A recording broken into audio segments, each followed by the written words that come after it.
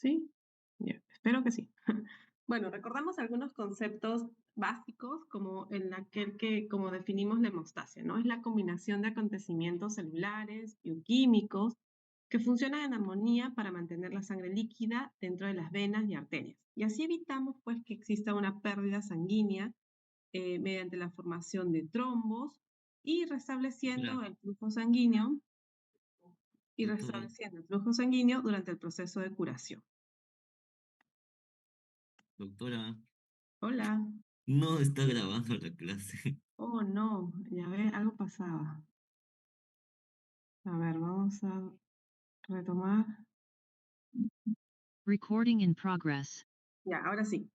Les comentaba que tenemos esta última sesión para repasar cómo desde el laboratorio clínico, a partir del hemograma, vamos a evaluar la hemostasia y coagulación, ¿no? Uno de los componentes principales que está contenidos en el hemograma es el recuento de plaquetas. Y es parte, y ahora vamos a ver, parte de la hemostasia primaria. Luego también vamos a complementar con algunas pruebas que forman parte del perfil de coagulación que nos ayudan a evaluar de primera mano lo que es la hemostasia. La hemostasia, pues, es la combinación de acontecimientos celulares y bioquímicos que van a funcionar en armonía para mantener nuestra sangre líquida, es decir, que tenga esta característica. ¿Por qué? Porque así vamos a evitar la pérdida de sangre, vamos a permitir la formación de trombos y así restablecer el flujo sanguíneo durante el proceso de curación. ¿Por qué es importante conocer estos mecanismos de la hemostasia? Pues porque desde el laboratorio vamos a poder prevenir, predecir, diagnosticar y manejar la enfermedad hemostática.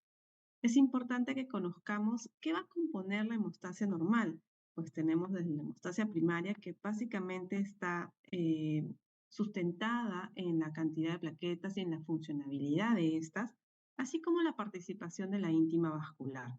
Y tenemos que en la hemostasia secundaria, aparte de las plaquetas, que todavía tienen un rol importante, va a participar de primera mano el sistema plasmático de la coagulación.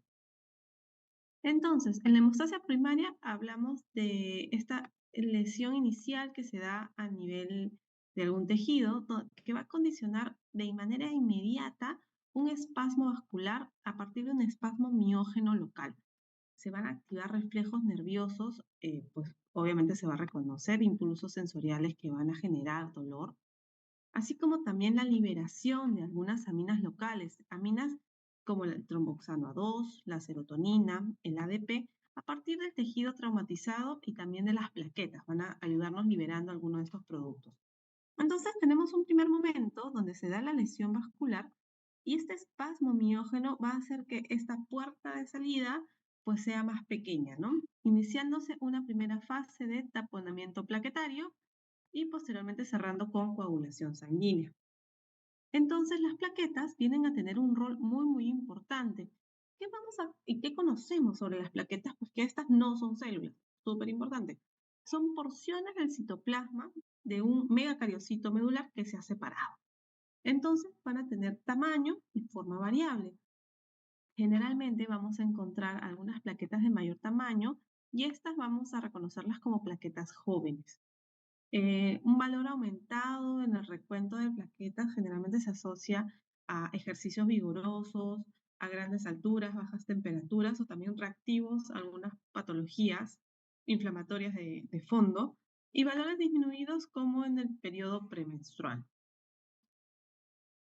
En las plaquetas reconocemos también las características de discos diminutos de 1 a 4 micras, pequeñitos, pequeñitos. Seguro ahora en esta semana que van a tener oportunidad de ver las láminas periféricas, van a poder reconocer el tamaño en relación a los hematíes y a los leucocitos. Luego tenemos, pues que ya hemos mencionado que provienen de los megacariocitos y está en un recuento aproximado que va de 150.000 a 450.000 plaquetas por milímetro cúbico. Tienen un tiempo de vida media bastante corto. Miren, solo 8 a 10 días. Y esto le confiere una característica de por qué en los bancos de sangre, cuando el paciente necesita plaquetas, es un producto muy, muy valioso y que casi ni bien lo obtengo, lo voy a tener que aplicar en el paciente. Porque in vitro y afuera, en banco de sangre, tiene un tiempo de vigencia de 5 días. Entonces, este es un producto que está en un alto recambio, miren, hasta un 10% de recambio diario. Tenemos desde las estructuras a nivel de medular, comenzamos, recordamos, con la célula troncal hematopoyética, donde iniciamos esta fase de diferenciación hacia la línea mieloide, luego tenemos la megacariocito eritroide. Acá ya tenemos la fase de maduración, donde comenzamos a tener el megacarioplasto, el megacariocito, y es este que vamos a luego fraccionar y a liberar a nivel de sangre periférica. Aparte, estas plaquetas contienen algunos gránulos con sustancias, por ejemplo, procoagulantes como prostaglandina o tromboxano A2. Tenemos y reconocemos gránulos de tipo alfa y de tipo delta, conocidos como cuerpos densos. Estos últimos son los más estudiados y los que representan pues la participación del ADP, esta molécula que hemos comentado que nos ayuda a convocar a plaquetas vecinas, el ATP, el calcio y la serotonina que actúa como un vasoconstrictor. Entonces, muy importantes estos cuerpos densos en la hemostasia primaria.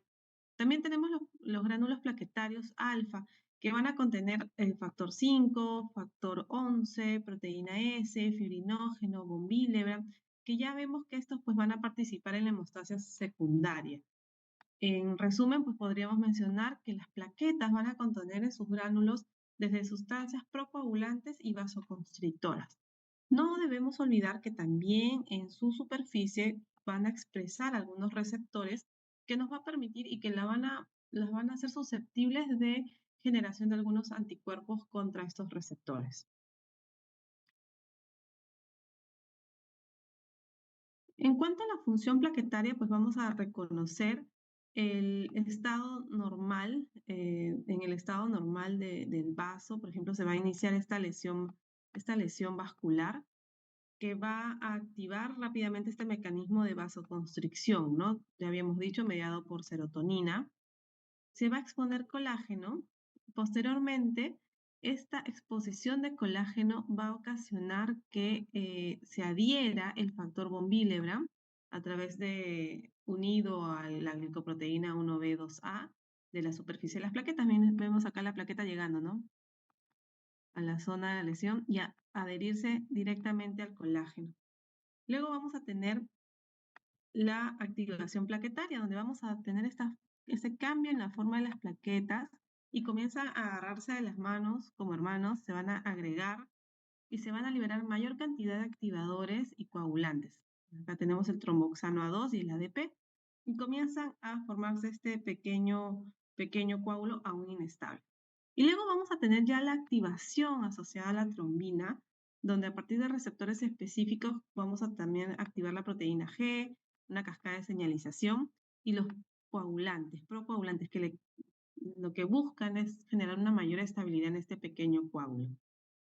Entonces reconocemos ya en nuestras plaquetas maduras de sangre periférica tres fenómenos. El fenómeno de adhesión, de agregación y de secreción. Adhesión, donde se van a deslizar las plaquetas y se unen a superficies no plaquetarias, es decir, es el primer contacto. Y todavía es un fenómeno reversible, ¿no? Que va de la mano generalmente con esta hemostasia primaria. Luego tenemos la agregación, cuando ya se van a pegar plaquetas contra plaquetas. Acá ya tenemos que es un fenómeno irreversible, son pequeños tampones plaquetarios, pero que para darle mayor estabilidad van a requerir fibrinógeno. Y ya la secreción es la fase donde vamos a liberar el contenido de los gránulos y que también es irreversible, ¿no? Lo que va a generar es básicamente eh, terminar de conferir estos factores de coagulación para sellar con la hemostasia secundaria. Nuevamente tenemos este pequeño tapón plaquetario donde no solamente pues, va a ser necesario tener la cantidad suficiente de plaquetas, sino que éstas tengan la calidad suficiente. Es decir, que estos gránulos que habíamos mencionado pues tengan las moléculas suficientes para generar la activación, generar la adhesión y generar más activación. Tenemos los gránulos que contienen el tromboxano A2, las características de que mi plaqueta pueda adherirse al colágeno para darse la activación, así como la liberación del factor von Willebrand. En cuanto al coágulo sanguíneo, acá ya tenemos pues las sustancias activadoras iniciándose el primer reflejo a nivel de pared vascular, luego actúan las plaquetas y acá ya comienzan a participar las proteínas sanguíneas. Tenemos que si bien este tapón inestable que les estaba mencionando es un mecanismo inmediato de 3 a 5 minutos, luego requerimos la formación de trombina, es decir, este paso del fibrinógeno a la fibrina, que le va a conferir mayor estabilidad y que suele demorar entre 5 a 10 minutos. Y finalmente ya el mecanismo final de retracción de coágulo que puede ser entre 20 minutos a 1 hora. Después de tiempo vamos a tener dos caminos viables. O bien una organización fibrosa hacia un tapón estable o una disolución de coágulo y lamentablemente una fibrinolisis o un nuevo sangrado. Entonces, en la hemostasia secundaria tenemos varios participantes, tenemos la protrombina, la trombina, que nos va a medir esta conversión de fibrinógeno a fibras de fibrina, que son estas las que van a conferir la estabilidad al coágulo. Participan entonces moléculas como la protrombina, que luego la vamos a poder evaluar a través del laboratorio, es el conocido factor 2, es producida a nivel hepático y es una vitamina K dependiente. En el caso del fibrinógeno, conocido como el factor 1, es también producido a nivel hepático y me va a evidenciar esta conversión, ¿no? La conversión del monómero de mi fibrinógeno a fibrina. Va a depender pues la cantidad de fibrina de la cantidad obviamente de fibrinógeno que tengo en mi paciente. Y para la retracción del coágulo nuevamente es importante la cantidad de fibrinógeno y de factores de coagulación, así como el factor de estabilizador de fibrina. Si es que quisiéramos recordar el nombre asociado a cada uno de los factores, pues podríamos ir así, ¿no? Factor 1, fibrinógeno, factor 2, protrombina. El factor 3 es el factor tisular, el 4, el calcio, que muchas veces lo reconocemos como cofactor. El 5, factor lábil, el 7, el estable, el 8, el de asociado a la hemofilia A, el 9, la hemofilia B, el, el 11, la trombofosquina. Ay, me atoré. El 12 el factor Haemann, el 13 el factor estabilizante de fibrina y el factor 14 la proteína C. En cuanto a la vía intrínseca, pues reconocer que esta inicia a partir del factor 12 y tenemos toda una cascada que va a terminar encontrándose a nivel de factor 10. Luego lo vamos a ver con detalle y con una mnemotecnia mucho más sencilla para que les quede de recuerdo perpetuo. En cuanto a la vía extrínseca, comenzamos en el factor 7 y es así como vamos a tener esta relación entre la activación, la coagulación, el fenómeno anticoagulante y los sistemas fibrinolíticos. Pero de todas maneras tenemos que tener así como una fase de activación y una fase positiva, una regulación positiva, tenemos que también tener una regulación negativa. ¿Para qué? Para prevenir estados de hipercoagulación, que provocaría una trombosis diseminada. Existen mecanismos que permiten mantener bajo control la cascada de coagulación. Acá tenemos la trombina a la cabeza, que si bien es un procoagulante, también es un regulador negativo, porque va a activar el plasminógeno plasmina y así estimular la producción de antitrombina. Luego tenemos la plasmina, que actúa directamente sobre la malla fibrina y la descompone. La antitrombina que hemos mencionado, que disminuye la producción de trombina a partir de la protrombina, entonces disminuye la cantidad de factor 10 activado. Y la proteína C y S, que actúan para prevenir la coagulación, específicamente inactivando, son inactivadores del factor 5 y del factor 8. En cuanto a las pruebas de coagulación desde el laboratorio, tenemos el clásico, básico e histórico tiempo de coagulación. Este es una prueba poco sensible e inespecífica, que básicamente nos representaba cómo estaba la hemostasia primaria. Medía el tiempo que tarda en coagularse una muestra de sangre colocada en un tubo limpio. Y si encontrábamos un tiempo alargado, pues se podía referir que existían coagulopatías por deficiencia de algún factor, o por presencia de anticoagulantes, o por coagulopatías de consumo. Pero básicamente me medía la hemostasia primaria. Luego tenemos la retracción de coágulo. También es una prueba bastante manual, bastante tradicional, donde vamos a medir el volumen, donde el coágulo se va a formar en una muestra tomada, se va a formar un coágulo después de haber sometido a una suspensión con un alambrito en espiral, incubamos, vamos a obtener este coágulo retraído, vamos a retirarlo y luego tenemos que comparar en relación al suero que quedó, ¿no? Eh, bueno, si es una retracción mala o reducida, generalmente me va a representar trombocitopenia con un recuento menor a 100.000, alguna enfermedad, algún defecto como la enfermedad de von Willebrand, o cuando las plaquetas pues tienen una calidad deficiente, o también alteraciones causadas por eritrocitos, ¿no? En cuanto a la retracción si la retracción de colon por el otro lado es muy grande, generalmente va de la mano con anemia o hipofibrinogenemia. Luego tenemos el tiempo de protrombina. Este es la determinación del tiempo de coagulación. Es un plasma citratado. Eh, hablamos de citrato, aquellos tubitos de tapa celeste que tienen citrato de sodio. Eh, justamente vamos a evaluar el tiempo que demora en formarse este coágulo tras la adición de un exceso de tromboplastina tisular y calcio, ¿no? Como dos activadores. Correlaciona la concentración versus el tiempo de protrombina y vamos a tener un marcador adicional incluido en esta prueba que es el INR, ¿no? Que es la razón normalizada internacional que va entre 0,8 y 1,2. Este es un marcador sumamente importante porque ya existe referencia sobre valores estimados en donde el riesgo de hemorragia en mi paciente se incrementa. La protrombina, el tiempo de protrombina me va a medir básicamente los factores de la vía extrínseca, el 2, el 7, el 5 y el 10, y que pues me va a indicar y me va a ayudar en el control y seguimiento de mis pacientes que reciben tratamiento con warfarina. En el caso del tiempo de tromboplastina parcial activada, tenemos que el tiempo de coagulación del plasma acetratado es el tiempo de coagulación del plasma acetratado en contacto con calcio y fosfolípidos nuevamente como potenciadores y me va a medir los efectos de la heparina no fraccionada al neutralizar la trombina y el factor 10A. Si está prolongado, generalmente alguno de los factores de la vía intrínseca está consumido por debajo del 50% o mi fibrinógeno está menor de 100. En el caso del tiempo de trombina, es el tiempo que tarda en aparecer el coágulo y va a valorar el paso final de la coagulación donde mi fibrinógeno va a terminar convirtiéndose en fibrina. Este paso final importantísimo que le va a dar la estabilidad al coágulo.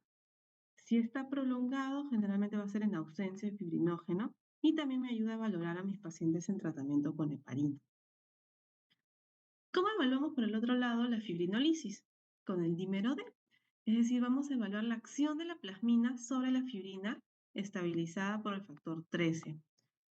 Va a estar prolongado, aumentado en procesos fibrinolíticos secundarios y es un marcador muy certero de estado de hipercoagulabilidad, básicamente utilizado en tromboembolismo venoso con un valor predictivo negativo superior. Algunas enfermedades que debemos tomar en consideración cuando nos referimos a alteraciones de la hemostasia, a la cabeza las hepatopatías, ¿no? Si recordamos, casi todos los factores de coagulación se van a formar en el hígado. Por tanto, las hepatopatías pueden deprimir considerablemente el sistema de coagulación con un riesgo de hemorragia grave. Es así que tenemos que recordar y recordar, sin olvidar, cuáles son los factores vitamina K dependientes, ¿no? Aquellos que son, por ejemplo, el factor 2, el 7, el 9, el 10, la proteína C. La característica de esta vitamina es que al ser liposoluble, requiere una digestión y una absorción asociada a las grasas, ¿no? Entonces, recordar que si hay un trastorno a nivel hepático, se va a ver afectado sí o sí estos factores asociados a vitamina K. Algunos marcadores asociados a la enfermedad hepática, por ejemplo, si medimos el fibrinógeno, en enfermedad hepática moderada o severa, vamos a encontrar valores por debajo de 200. El tiempo de trombina, Si es que voy a encontrar deficiencia de fibrinógeno, pues voy a encontrarlo prolongado. El tiempo de protrombina, eh, como vamos a utilizar, eh, me va a afectar algunos factores como el factor 7, que es parte de la vía extrínseca. Nos recomiendan pues medir el valor del tiempo de protrombina en segundos y generalmente lo vamos a encontrar prolongado. El tiempo de tromboplastina parcial activado podría no verse afectado considerablemente. En el caso de las plaquetas, sí suele encontrarse trombocitopenia leve en los pacientes con enfermedad hepática. Otra patología asociada a la evaluación de la hemostasia es la hemofilia. Y miren, hace no muchos días ha sido el Día Mundial de la Hemofilia. Recordemos que es una enfermedad asociada a herencia ligada al cromosoma X, por lo que las mujeres vamos a ser portadoras sanas, pero quien va a expresar la enfermedad van a ser los varones. Si es que vemos afectado el factor 8, estamos hablando de la hemofilia A. Si hablamos de alteración en el factor 9 de la hemofilia B y del factor 11 de la hemofilia C, vamos a ver que básicamente se van a afectar los factores de la vía intrínseca. Otra enfermedad también relevante a evaluar es la deficiencia o la alteración en el factor 5 de Leiden. Es una mutación genética prevalente generalmente en personas con ascendencia europea y este defecto va a provocar un estado de hipercoagulabilidad. Entonces los pacientes van a debutar generalmente con un tromboembolismo pulmonar.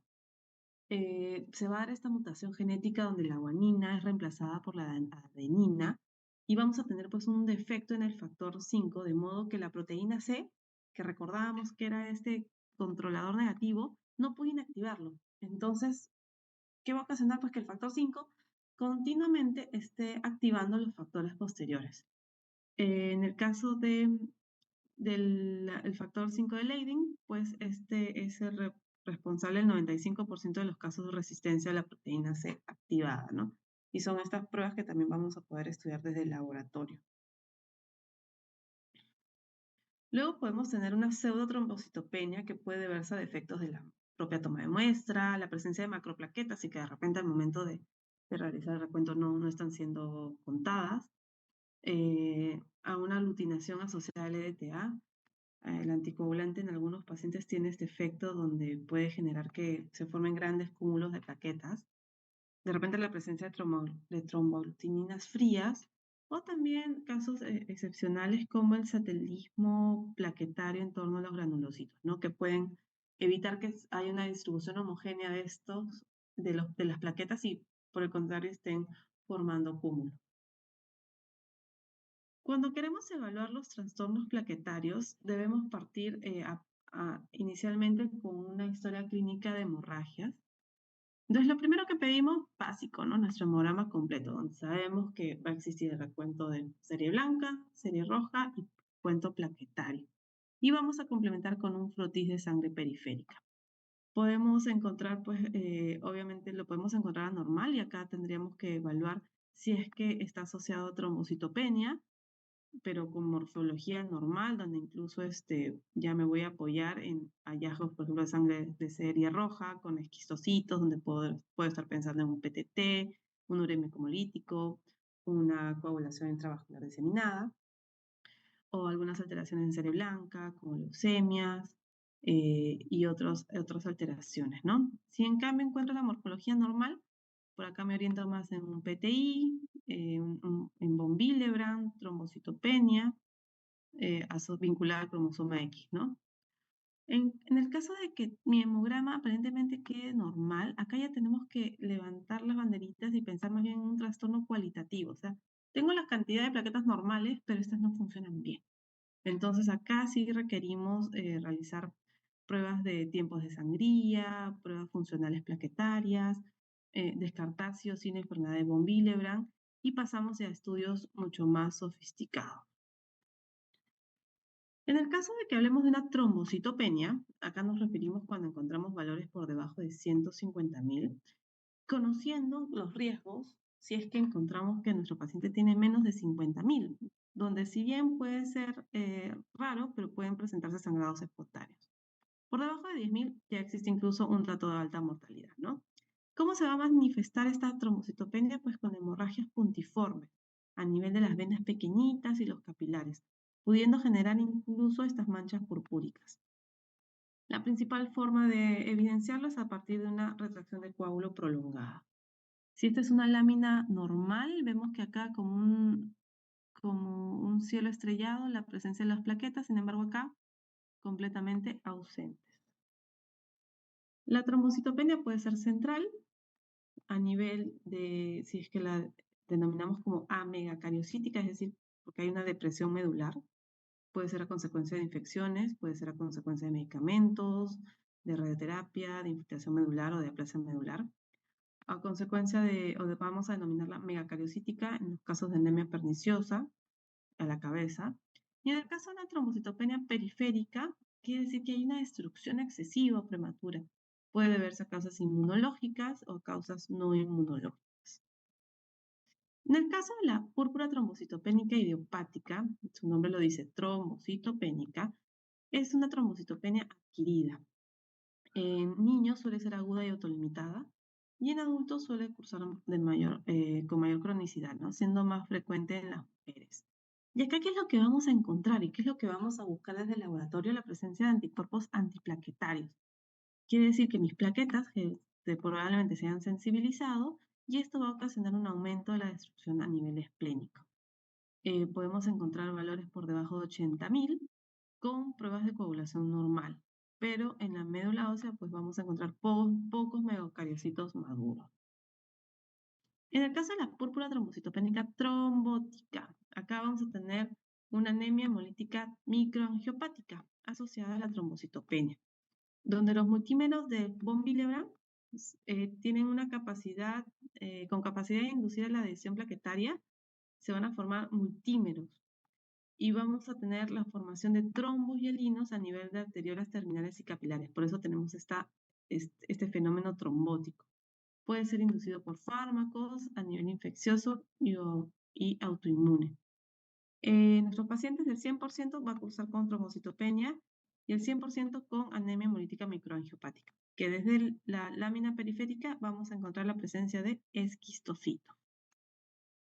En el caso de la trombocitosis, acá encontramos pues como un cielo estrellado, salpicado de plaquetas, con un recuento que incluso puede llegar a ser más de 1.000.000. Puede ser reactivo a ferropenia por una estimulación hematopoyética, a esplenectomía por falta de eliminación de las plaquetas, reactiva a procesos inflamatorios o propio de un trastorno mieloproliferativo. En el caso de que nuestras plaquetas estén normales, pero o sea, en cantidad, pero funcionalmente normales, estamos hablando de trombopatías. Pueden ser alteraciones a nivel de la membrana, como lo que sucede en el síndrome de Bernard-Soulier, donde nos va a faltar la glicoproteína 1B. Entonces, ¿qué nos va a fallar? La adhesión. O en el síndrome de Glassman o trombostenia de Glassman, donde nos va a faltar la glicoproteína 2B y la 3A. Entonces, ¿qué es lo que va a fallar? La agregación. Asimismo, puede deberse al contenido intracelular, los gránulos, ¿no? Si es que no tenemos estos gránulos que contienen tromboxano A2, pues nos va a fallar la agregación y hasta el espasmo vascular. En el caso de de la enfermedad de von Willebrand, va a disminuir la adhesión plaquetaria. El tipo 1A es el más frecuente. Vamos a tener alteraciones a nivel de tiempo de sangría, probablemente presencia de el antígeno del factor von Willebrand, el tiempo de tromboplastina parcial activado ligeramente prolongado y la actividad del factor 13 generalmente también puede verse afectado. Ya, les había comentado. Ahora como ayuda a memoria para que recuerden su cascada de coagulación por edad. Hay algunas reglas. No vamos a jugar con el factor 3, 4 y 6, así que acuérdense, esos 3, 4 y 6 no juegan. El 5 y el 8 son cofactores, así que luego vamos a ver dónde los ubicamos. El factor estrella, ¿quién es? El 10, pues, ¿no? El factor de la suerte, el 7. Listo, entonces comenzamos. 12, 11, 10, 9, 8, perdón. 10, 9, como el 10 es de la suerte, saltea 1. Luego seguimos. 9, el cofactor es 8, entonces va arriba. Luego sigue el 7, que es el de la suerte, entonces lo guardamos abajito. El 6 no juega, el 5 es cofactor, va arriba, el 4 no juega, el 3 no juega, el 2 y el 1. Chan, chan, chan, chan, chan. Tenemos acá la vía más larga. Esta vía más larga, pues básicamente va a ser la vía intrínseca, que comienza en el factor 12, recuerden. La que comienza en el factor 7, la vía extrínseca. Ahora, ¿cómo lo asociamos con las pruebas de laboratorio? ¿Cuál es la vía más larga? La vía intrínseca, ¿verdad?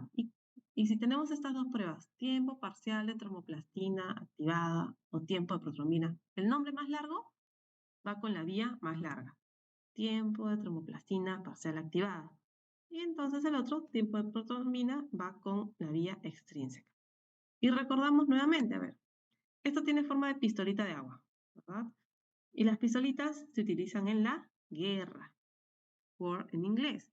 Y vamos a utilizar esa mnemotecnia para ayudarnos de que los pacientes en tratamiento con warfarina van a ser evaluados a partir del TP que me evalúa la vía extrínseca. Entonces los pacientes con heparina van a ser evaluados con el tiempo de tromboplastina parcial activada. Habíamos dicho que el factor 10 es el factor estrella, entonces todos quieren estar alrededor de el 9, el 2, el 7. ¿Qué les parecen común estos factores? 2, 7, 9 y 10. Son los factores vitamina K dependientes. Recuerdan que son los que se van a ver afectados en nuestros pacientes con hepatopatía. Listo, yo creo que hasta acá. Ah, ya. ¿Y cómo activamos esta vía extrínseca? Con el francotirador o el factor tisular. Y en el otro lado, la vía intrínseca se va a activar con el colágeno. Listo, esta ayuda de memoria la tomé de una referencia son mnemotecnias que se utilizan para estudiar para los STEPS. Ahí les dejo la página al final, que es Baron Rocks y alguna bibliografía.